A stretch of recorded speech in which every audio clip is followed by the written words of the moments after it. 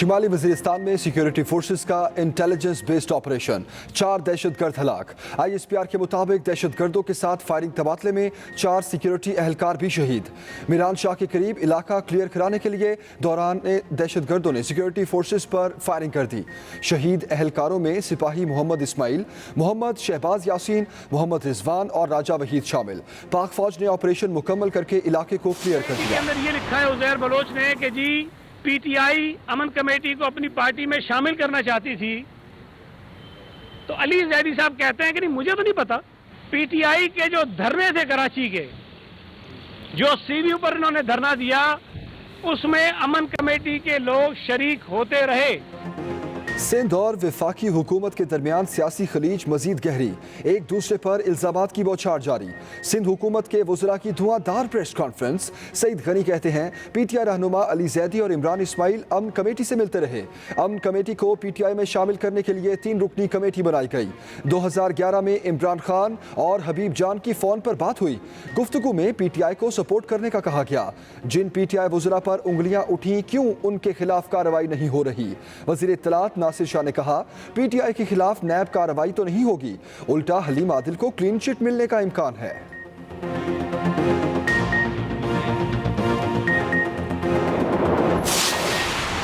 वफाकी वजीर अली जैदी जवाब देने फिर मैदान में आ गए। उजैर बलोच की सरपरस्ती करने वालों को कानून के कटहरे में लाने का मुतालबा कर दिया। ट्वीट की, GIT रिपोर्ट में नाम आने वाले ताकतवर सियासतदान आज़ाद घूम रहे हैं। मैंने खुली दरखास्त की थी उजैर बलोच को रेंजर्स की तहवील में दिया जाए। खदशा था ताकतवर माफिया उजैर बलोच को सिंध हुकूमत की तहवील में मरवा देगा। सिंध का एक वजीर हकीकी मसले से तवज्जो हटाने की नाकाम कोशिश कर रहा है। सानेहा बल्दिया फैक्ट्री की GIT में कहा गया, सिंध पुलिस से कोताही हुई। सिंध हुकूमत 4 साल से क्यों सो रही थी?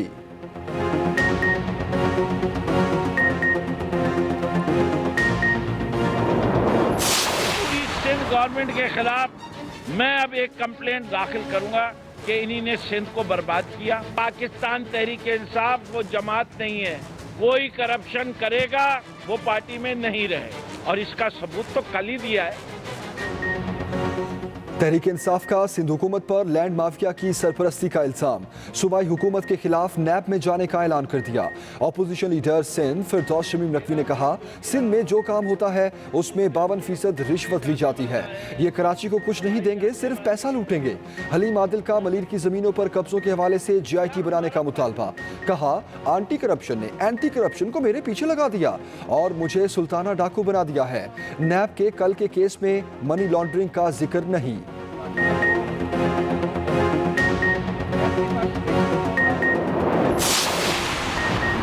कराची में बिजली बहरान हल ना हो सका। कई इलाकों में लोड शेडिंग ने जिंदगी अजीरन बना दी। वज़ाफाती इलाकों में फनी खराबी और केबल फॉल्ट के नाम पर बिजली की बंदिश जारी। लोड शेडिंग से मुस्तस्ना इलाकों में भी बिजली गायब। तर्जुमान के इलेक्ट्रिक की तरदीद। कहा, लोड शेडिंग से मुस्तस्ना इलाकों में बिजली की बिला तातुल फराहमी जारी है। किसी भी तरह की गैर एलानिया लोड शेडिंग नहीं की जा रही। बिजली चोरी और नुकसानात वाले इलाकों में लोड मैनेजमेंट की जाती रहेगी।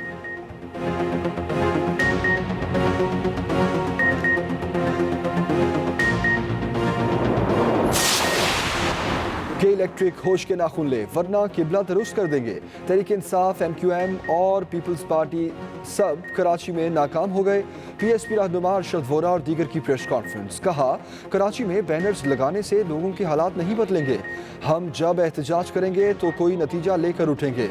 वजीर आजम की एक फ़ोन कॉल पर कराची में लोड शेडिंग का मसला हल हो सकता था। सब हुकूमतें बस प्रेस कॉन्फ्रेंसेस कर रही हैं।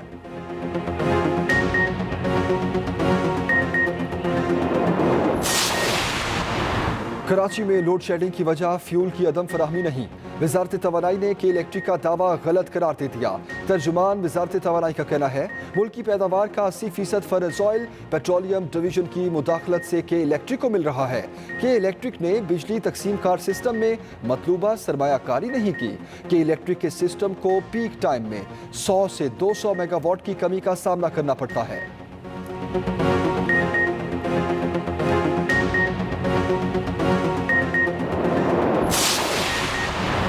हुकूमत ने तामीराती शोबे में मुल्क की तारीख का बेहतरीन पैकेज दिया। मौजूदा सूरत हाल में गरीब तबके के लिए घर बनाना बड़ा मुश्किल है।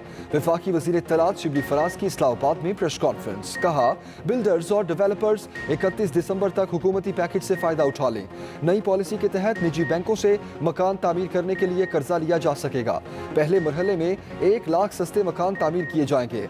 Chairman Naya Pakistan Housing Scheme lieutenant general retired Anwar Ali Haider ने कहा, हुकूमत ने तामीरात के शोबे में फिक्स टैक्स पॉलिसी मुतारिफ कराई है।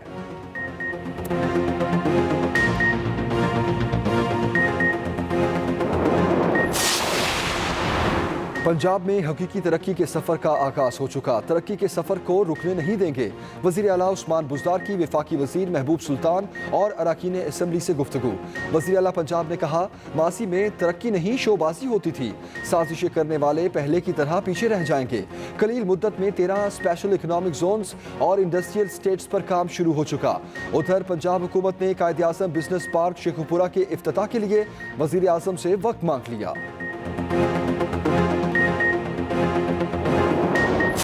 मुल्क में कोरोना वायरस ने मजीद 74 अफराद की जान ले ली। अमवात की मजमूई तादाद 5197 हो गई। 24 घंटों में 2521 नए केसेस रिपोर्ट। मुतासिरीन की तादाद 2,48,872 तक जा पहुंची। 1,56,700 अफराद से एहतियाब। वफाकी वजीर तारिक बशीर चीमा भी कोरोना वायरस का शिकार, पिम्स अस्पताल में दाखिल। वजीर खारजा शाह महमूद कुरैशी अस्पताल से डिस्चार्ज होकर घर मुंतकिल हो गए।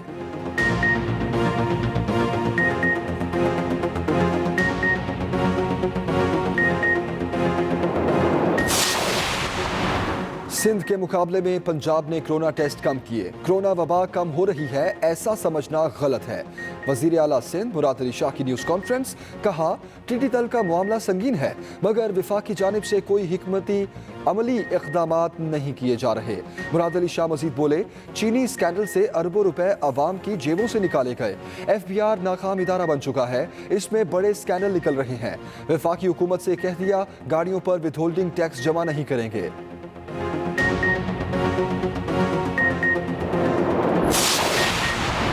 कराची में डेयरी माफिया का एक बार फिर शहरियों की जेबों पर डाका। दूध 10 रुपए फी लीटर और दही 20 रुपए फी किलो महंगा कर दिया।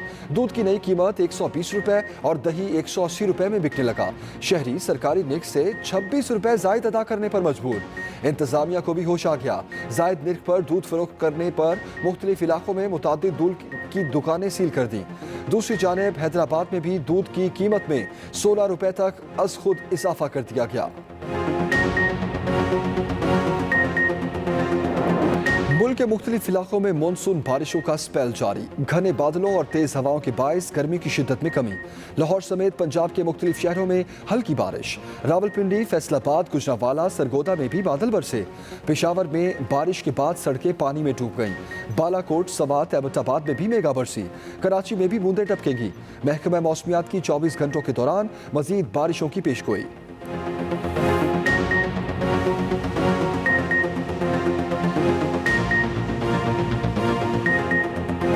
इलाका क्लियर कराने के दौरान दहशतगर्दों ने सिक्योरिटी फोर्सेस पर फायरिंग की। फायरिंग के तबादले में 4 सिक्योरिटी एहलकार शहीद हो गए। शहीद होने वालों में सिपाही राजा वहीद अहमद, सिपाही मोहम्मद रिजवान खान, सिपाही मोहम्मद शहबाज यासीन और सिपाही मोहम्मद इस्माइल खान शामिल हैं।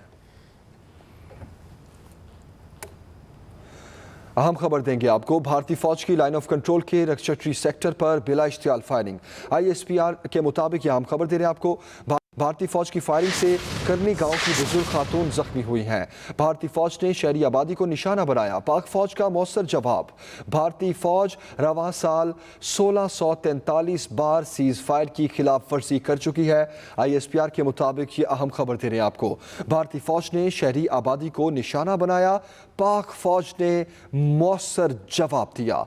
भारतीय फौज रवा साल 1643 बार सीज फायर की खिलाफ वर्जी कर चुकी है। अभी आपको बताएं, वजीर तालीम सिंध सईद गनी कहते हैं, जिन PTI के वुज़रा पर उंगलियां उठी उनके खिलाफ क्यों कार्रवाई नहीं हो रही। PTI बताए, क्या उनके धरने में अमन कमेटी के लोग नहीं आते थे। अली जैदी ने आज तक जो कुछ भी बोला सब झूठ है। जबकि वजीर इत्तलात सिंध नासिर हुसैन शाह का कहना है, अब PTI भी नैब के रडार पर आ गई है। कार्रवाई तो नहीं होगी बल्कि हलीम आदिल को क्लीन चिट मिलने का इम्कान है। सदर पाकिस्तान आरिफ अलवी, गवर्नर सिंध इमरान इस्माइल और अली जैदी, इन तीनों अफराद ने एक 3 रुकनी कमेटी बनाई।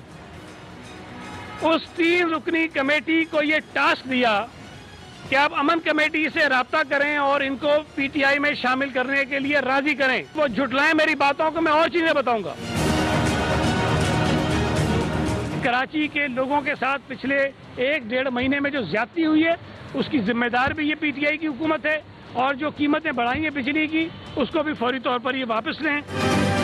सीधी सीधी ड्रामेबाजियां हैं, इस मुल्क के लोगों को धोखा दे रहे हैं। हर इशू पर ये झूठ बोलने के अलावा कुछ नहीं करते हैं, कुछ नहीं आता।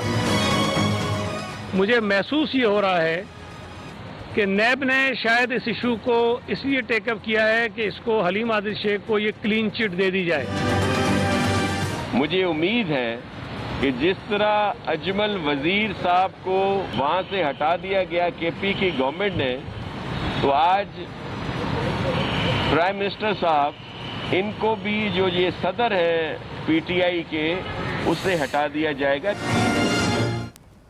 पीटीआई ने सिंध हुकूमत पर लैंड माफिया की सरपरस्ती का इल्ज़ाम लगा दिया। फिरदौस शमीम कहते हैं सिंध हुकूमत को तमाम लैंड माफियाज की मालूमात हैं, लेकिन वो इनके खिलाफ कुछ नहीं करती। हलीम आदिल शेख ने मलीर की ज़मीनों पर कब्जों के हवाले से GIT बनाने का मुतालबा कर दिया। रिपोर्ट कर रहे हैं कराची से काशिफ हुसैन। सिंध गवर्नमेंट में जो काम होता है उसके अंदर 52% रिश्वत जाती है, ये भी पता है। एंटी करप्शन ने एंटी करप्शन को मेरे पीछे लगा दिया। पाकिस्तान तहरीक इंसाफ सिंध के रहनुमाओं ने पाकिस्तान पीपल्स पार्टी की सूबाई हुकूमत के खिलाफ बड़ा ऐलान कर दिया। पूरी सिंध गवर्नमेंट के खिलाफ मैं अब एक कंप्लेंट दाखिल करूंगा कि इन्हीं ने सिंध को बर्बाद किया, इन्हीं ने पैसे लूटे हैं, और मैं देखता हूं कि अब नैब सिंध जो है वो क्या एक्शन लेगी। इंसाफ हाउस कराची में अपोजिशन लीडर सिंध असम्बली फिरदौस शमीम नकवी और सिंध असम्बली में पार्लिमानी लीडर हलीम आदिल शेख की तिंदो-तेज प्रेस कॉन्फ्रेंस पीपल्स पार्टी की हुकूमत को शदीद तनकीद का निशाना बनाया। सिंध हुकूमत जिसके पास तमाम लैंड रिकॉर्ड्स है, जिसको तमाम मामलात की खबर है जमीनों की, वो इन पे केस नहीं बना सकी, तो ये नैब की सिर्फ कंप्लेंट को प्रोसेस करने को इतनी क्यों हवा दी जा रही? हलीम आदिल शेख ने अपनी तोपों का रुख भी सूबाई हुकूमत की जानिब ही रखा। मलीर में जो कुछ हुआ, एक जुडिशल इंक्वायरी बेशक बड़े लेवल के ऊपर GIT बन जाए, जजेस की सरबराही में मलीर को बिस्मिल्लाह कीजिए, शुरुआत मुझसे कीजिए। हलीम आदिल शेख ने मजीद बताया कि ताहाल नैब का कोई नोटिस नहीं मिला। Kashif Hussain, express news, Karachi.